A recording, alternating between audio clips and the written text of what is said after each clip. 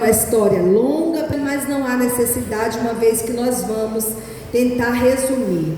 Quero dizer aos irmãos que eu me debrucei para buscar e o Senhor foi me abrindo o entendimento, e eu quero compartilhar com os irmãos essa história tão tremenda desta mulher, Abigail, o seu nome, né? Quem foi Abigail?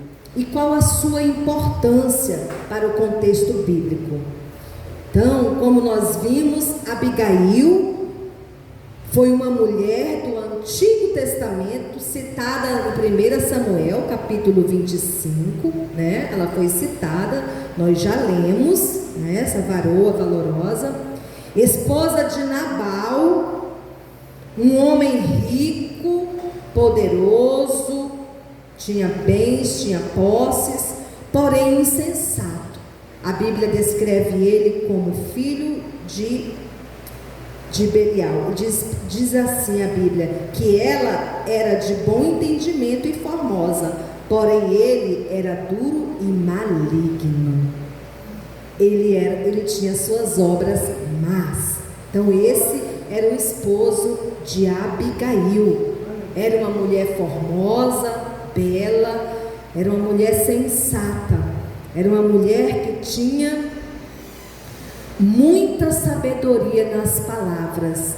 E para quem é muito sábio nas palavras, também tem bom ouvido, né? Porque quem ouve retém o que é bom e geralmente descarta o que é ruim, né? Então nós vamos ver aí que, segundo a Bíblia, Nabal era insensato, arrogante e rude. 3 adjetivos para ele. E a Bíblia também vai descrever Abigail como uma mulher prudente, inteligente e formosa. E eu já abro um parêntese para dizer para você que eu achei muito interessante as colocações para Nabal e em seguida as colocações para Abigail, porque para mim soa como o que combate o mal é o oposto do mal. Nós devemos pagar o mal com o bem, né? Ele era um homem insensato e ela era prudente. Olha, um combatendo o outro para poder dar convivência, né, irmãos? Senão não ia dar certo. Ele era arrogante, ela era inteligente. Ele era rude e ela era sábia de palavras e formosa. Glória a Deus. Essa era Abigail, a mulher que nós vamos falar hoje um pouco dela. Aprender, extrair algo para as nossas vidas. Abigail, ela não se destacava apenas por ser bela. Geralmente nossos olhos vai mais para o externo, mas ela se destacava principalmente por seu caráter e discernimento espiritual. Ela tinha um grande discernimento espiritual. Abigail vivia no período em que Davi ainda não era rei, era apenas ungido. E nesse momento exato da história, do contexto onde Abigail aparece na Bíblia, ela é citada, Davi estava fugindo de Saul. Davi, a gente leu aqui no começo do capítulo 25, a gente vai ler que Abigail morre Samuel, o profeta, aquele que dava suporte para Davi. Ele morre, com certeza ele se sente só, e ele vai ao deserto de Parã, né? Vai passar um tempo ali para se alinhar, para ter um equilíbrio, para poder voltar. E nesse contexto ele vive uma história extraordinária, como Miriam viveu com Moisés, né? Como Raabe viveu também ali naquele tempo e apareceram os espias. Então, nessa feita, Abigail vai viver uma história com esse homem, Davi, e com o seu esposo Nabal também. Então, o contexto histórico desse texto, nós já lemos. Davi, nesse período que esteve no deserto, ele tratou do rebanho daquele homem poderoso chamado Nabal. Nabal quer dizer tolo, um homem tolo. Tolo, por quê? Porque ele não retinha o que era bom. Então ele era um homem tolo. E ele era um homem muito rico, tinha suas ovelhas. E Davi estava passando um tempo ali no deserto. E ele, por estar ali, ele trabalhou para Nabal, né? Ele esteve ali nesse contexto com seus homens. Imagine, 600 homens, porque a Bíblia vai descrever que 400 foram com ele para a guerra, né? Nesse momento contra a casa de Nabal, e 200 ficaram guardando as bagagens. Então, 600 homens, esse rebanho estava bem cuidado, e bem cuidado, é tanto que quando Davi manda os mancebos ir até a casa de Nabal, ele com certeza esperava ser muito bem atendido. Por quê? Porque o favor foi grande. A Bíblia não diz assim quanto tempo Davi ficou cuidando do rebanho de Nabal, ela não relata isso, mas se a gente for ler todo o contexto, a gente vai ver que agora já é tempo de tosquia. Então ele esteve um pouco antes, então alguns meses, aproximadamente 8 meses, 6 meses, 9 meses, por aí ele ficou cuidando das ovelhas. Então foi um tempo grande. Então era hora de pedir algo em troca, né? Era um momento de Nabal, como dono próspero daquele lugar, ter um pouco de gratidão. Esse é o grande mal dos tolos. Toda pessoa tola, ela é ingrata. Ele não sabe ser grato. Ver o trabalho do outro, honrar o trabalho do outro. Toda pessoa que não vê o trabalho do outro, por menor que seja, ele é uma pessoa tola. Porque nós precisamos honrar aqueles que estão conosco. Então, esse era o contexto em que essa mulher apareceu como uma mulher sensata, como uma mulher que teve uma visão espiritual aguçada, como uma mulher que parou um grande exército com a sua humildade e com a sua submissão, com seus olhos espirituais. Ela não concordou com a atitude do esposo, e ela, ao discordar disso, ela vai agir diferentemente dele, né? E com uma sutileza muito grande, porque uma que não sabe ouvir, ela fala muito, então ela já ia ter com ele, e talvez o plano não fosse concretizado, né? Mas é diferente com ela, porque ela é uma mulher que ouve, e se ela ouve, ela é sábia. Glória a Deus. Então nós vamos aqui ver a importância de Abigail nesse contexto, né? Primeiro, ela foi instrumento de Deus para evitar um grande pecado. Abigail age com presteza e sabedoria e impede Davi de cometer vingança e derramamento de sangue. Então, na verdade, Deus usou Abigail não só para salvar a sua casa, né? Porque, na verdade, este homem que vai atrás de seus direitos na casa de Nabal, ele é um rei ungido. Não é ainda um rei assumido, mas é um rei ungido. Deus já está olhando por ele. Veja, olhe, Deus já está vendo, porque ali tem um homem justo. Ele não foi lá pedir esmola, ele foi pedir um reconhecimento de trabalho, né?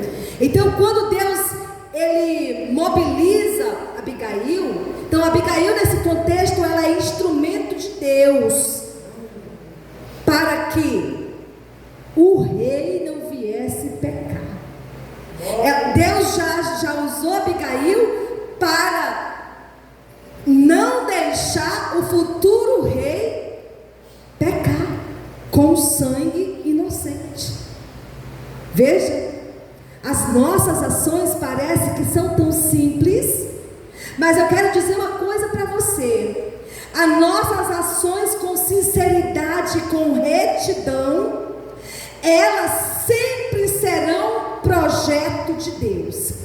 Nós podemos não reconhecer naquele momento como tal, mas o Senhor já trabalha através das nossas vidas, porque nesse tempo Ele precisa de pessoas justas, pessoas sensatas, pessoas equilibradas para serem seus instrumentos.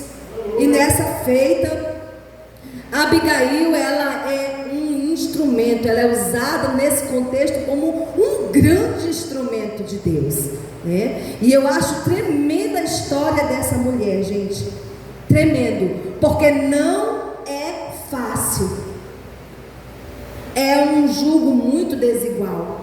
Você vê um tolo com uma mulher sensata embaixo do mesmo teto, vai dar choque.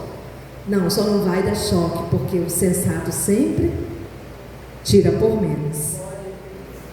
Eu não sei qual é a situação que você passa, mas se você se identifica com Abigail, eu quero dizer algo para você nessa noite. A única forma de combater a tolice de alguém é não descer ao nível dela. É não descer ao nível dela. É calar e fazer o que é correto. Nunca e jamais você compactuar com uma decisão errada, uma decisão tola, errada. Nunca compactuar, mas nunca confrontar. Ou seja, sai pela tangente e vai fazer aquilo que uma serva de Deus faria. Glória a Deus. Foi isso que Abigail faz. 1 Samuel 25, 32 e 33 vai dizer: Davi reconhece que Deus enviou Abigail para contê-lo.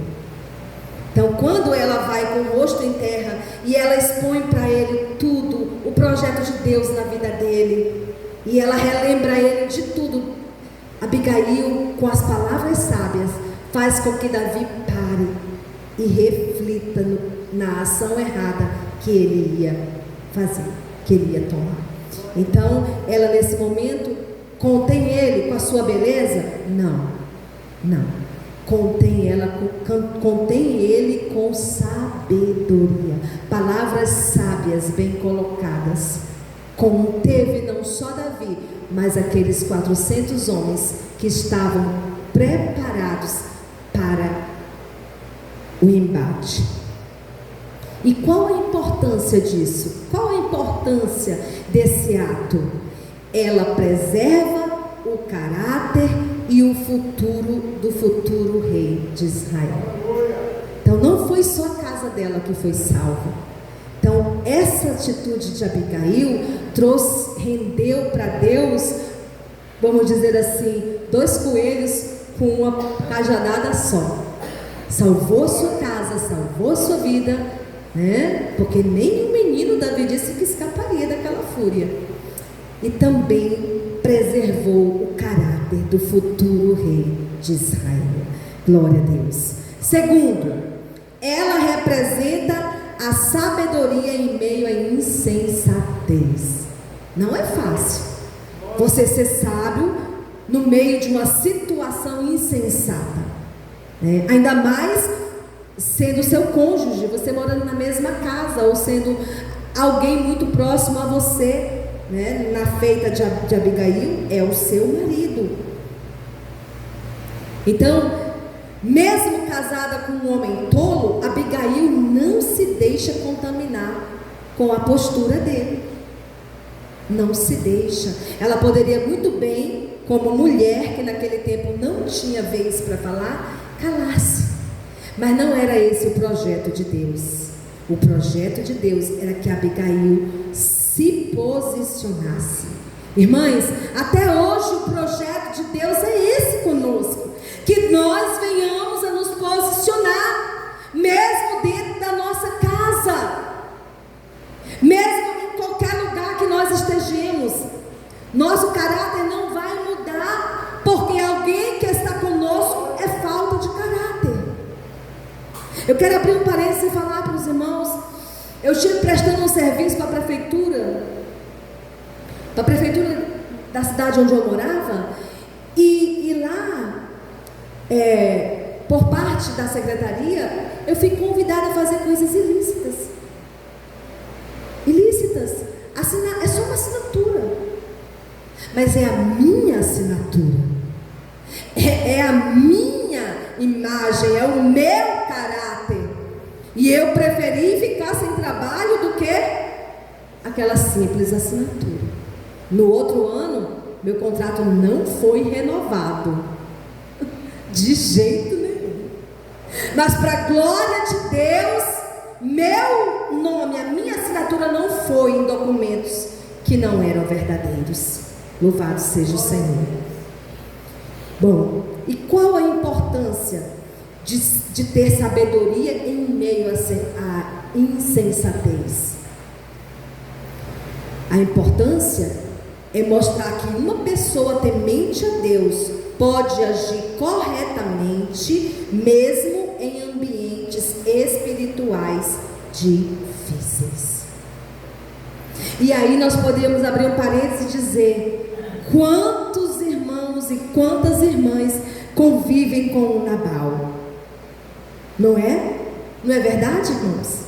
Convivem com um homem tolo, insensato, imprudente, ingrato, que por muitas vezes não vê a benfeitoria do outro, e a primeira palavra sempre vai ser de ingratidão na boca do tolo.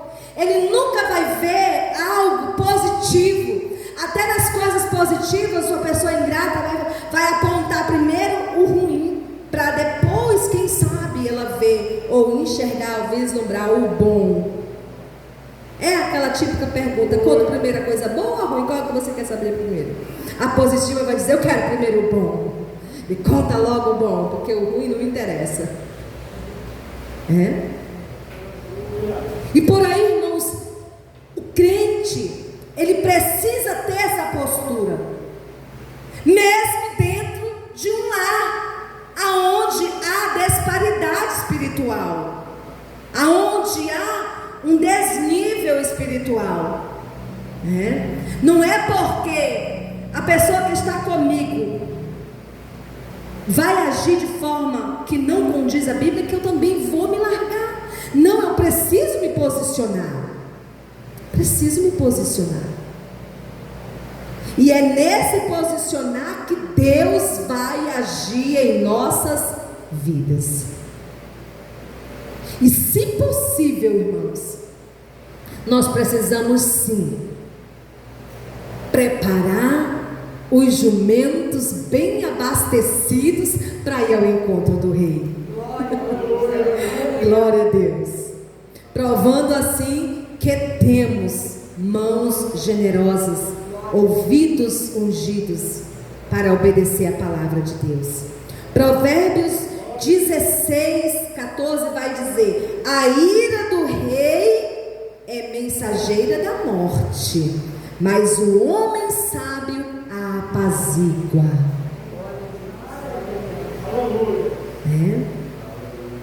No nosso banho ele vai dizer que ela é uma mulher apaziguadora.